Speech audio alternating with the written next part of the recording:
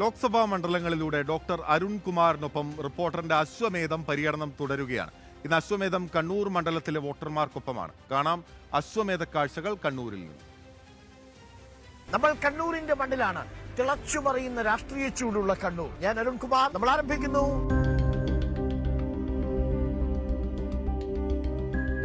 നമസ്കാരം ചേട്ടാ. രാഷ്ട്രീയ ചൂട് എങ്ങനെയുണ്ട്? കടുക്കുവോ മത്സരം? ടീമാറും ശക്തി ഉണ്ടോ? ഹലോ തക്കാളി ചേട്ടാ നമസ്കാരം.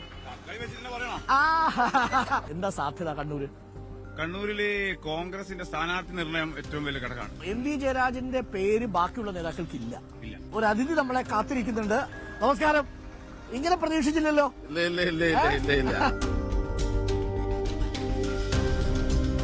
ഞാൻ കുതിരപ്പുറത്ത് ഇറങ്ങി ഒരു പടക്കുതിരയ്ക്കൊപ്പമാണ്. കണ്ണൂരിലെ എതിർ സ്ഥാനാർത്ഥി ആര് എന്ന ചോദ്യമാണ് പ്രധാനപ്പെട്ടത്. എന്താ അഭിപ്രായം? അനുദിനം കോൺഗ്രസിൽ നിന്ന് BJPയിലേക്കുള്ള ഒഴുക്കാണ് നമ്മൾ കാണുന്നത്. രാഷ്ട്രീയത്തിൽ ചില എത്തിക്സ് ഉണ്ട്. വിശ്വസിക്കുന്ന പ്രത്യയശാസ്ത്രത്തെ വഞ്ചിക്കാൻ പാടില്ല. കെ സുധാകരൻ എനിക്ക് നൽകിയ അഭിമുഖത്തിൽ പറഞ്ഞൊരു കാര്യം, എനിക്ക് വേണമെന്ന് തോന്നിയാൽ BJPയിലേക്ക് പോകും.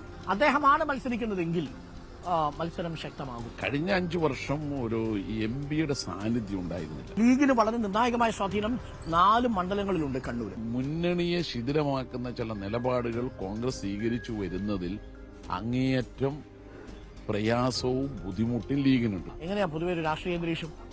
തീപാറണം. എം വി ജയരാജനും കെ സുധാകരനും ആണെങ്കിൽ ഒന്നും പറയാൻ പറ്റുന്നില്ല. നമുക്കിപ്പം BJP സ്ഥാനാർത്ഥി കൂടി എത്തിച്ചേർത്തിട്ടുണ്ട്. പയ്യാമ്പലം ബീച്ചിൽ സ്മരണകൾ ഇരമ്പുന്ന ബീച്ചാണ്.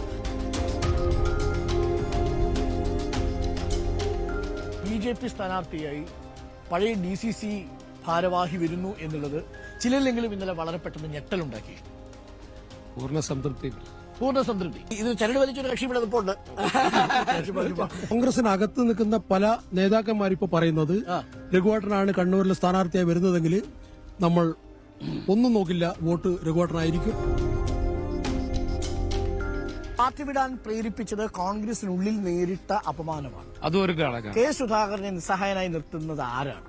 കണ്ണൂർ ജില്ലാ DCCയുടെ ചില ആളുകൾ. താങ്കൾ നേരത്തെ എടുത്ത നിലപാടിനോട് വളരെ വല്ലാതെ രീതിയിൽ വ്യത്യാസപ്പെട്ട് നിൽക്കുന്നില്ലേ BJPയുടെ ആശയം? കോൺഗ്രസിനകത്ത് ശിഥിലമായിക്കൊണ്ടിരിക്കുന്ന കോൺഗ്രസ്, ഒരു ലീഡർഷിപ്പ് ഇല്ലാത്ത കോൺഗ്രസ്, കുടുംബാധിപത്യത്തിലേക്ക് ഓരോ ദിവസം പോയിക്കൊണ്ടിരിക്കുന്ന കോൺഗ്രസ് എത്ര ശതമാനം വോട്ട് പിടിക്കും? ശതമാനത്തെ കുറിച്ചുള്ള വിജയിക്കും. Thank you. All the best. ഞങ്ങളുടെ ആത്മവിശ്വാസം. പുതിയ രാഷ്ട്രീയ തട്ടകത്തിന്, പുതിയ രാഷ്ട്രീയ ജീവിതത്തിന്. നമസ്കാരം മാർട്ടിൻ. ഒന്ന് കുതിരപ്പുറത്ത് കയറിയാലോ ഈ വേഷത്തിൽ? ഞാനൊന്ന് ഇറങ്ങിയിട്ട് ചോദിക്കുന്നതാണ് ബുദ്ധി. Yes, thank you. K Sudhakaran തന്നെയായിരിക്കും. അതിപ്പോ പറഞ്ഞ പോലെ തീരുമാനമായിട്ട് രഘുനാഥ് BJPയിലേക്ക് പോയതിനെ കുറിച്ചൊരു സിംഗിൾ കമന്റ്. അല്ല, അത് ഒരു കമന്റ് അർഹിക്കുന്നില്ല. സംഘടനാ തലത്തിൽ വളരെ സ്വാധീനമുള്ള ഒരാൾ നിൽക്കുമ്പോൾ മറുവശത്ത് ജയന്തോ അല്ലെങ്കിൽ അബ്ദുൾ റഷീദോ ഒക്കെ വന്നാൽ ആ രീതിയിൽ അക്സെപ്റ്റ് ചെയ്യപ്പെടുമോ? CPMന്റെ കേന്ദ്ര കമ്മിറ്റി മെമ്പറാണ് കഴിഞ്ഞ തവണ മത്സരിച്ച്. ജില്ലാ സെക്രട്ടറിയാണോ കേന്ദ്ര കമ്മിറ്റി മെമ്പറാണോ വലുത്? അതും പക്ഷേ അത് നേരിട്ടത് കെ സുധാകരനാണ്. അതിനു മുമ്പ് പല തവണയും കേന്ദ്ര കമ്മിറ്റി മെമ്പറും മറ്റവരൊക്കെ മത്സരിച്ചിട്ടുണ്ട്. ഇതൊന്നും നമ്മളെ സംബന്ധിച്ചൊരു വിഷയമല്ല.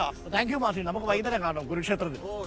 Thank you. കണ്ണൂർ മണ്ഡലത്തിൽ നമ്മൾ പയ്യാമ്പലം ബീച്ചിലാണ് അവസാനിപ്പിക്കുന്നത്. ഇനി നമ്മൾ നാളെ വീണ്ടും കണ്ടുമുട്ടുന്നത് കാസർഗോഡ് മണ്ഡലത്തിലായിരിക്കും. സപ്തഭാഷാ സംഗമഭൂമിയിൽ ഞാനെത്തും. എനിക്കൊപ്പം നിങ്ങളുടെ പ്രിയപ്പെട്ട ജാക്കി.